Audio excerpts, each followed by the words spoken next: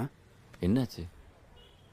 இல்லைடா, அன்னைக்கு மட்டும் நந்தினி உன்னை கை காமிச்சிருந்தானா இந்நேரம் எங்கேயோ எப்போவோ சூசைட் பண்ணி செத்துருப்பேன். ஆனால் இதெல்லாம் தாண்டி நீ எப்படி இருக்குன்னு எனக்கு தெரியலடா. மச்சி, நமக்கு புரியுற மாதிரி நமக்கு பிடிச்ச இந்த பன் பட்டர் ஜாம் வச்சு ஒன்று சொல்லட்டா? ம். இந்த பன்னு இல்லை, இது ஈஜிப்டில் கண்டுபிடிச்சாங்களாம்.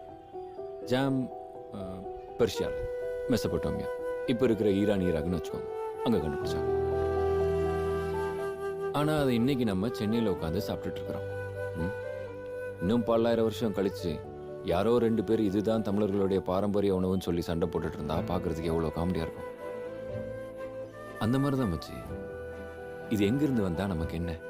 இன்னைக்கு நம்ம கண்ணு முன்னாடி இருக்கா, சாப்பிட்டா டேஸ்டா இருக்கா, அவ்வளோதான். சாப்பிட்டு போயிட்டே இருக்கணும். பாஸ்ட்டை பற்றி நமக்கு என்ன கவலை?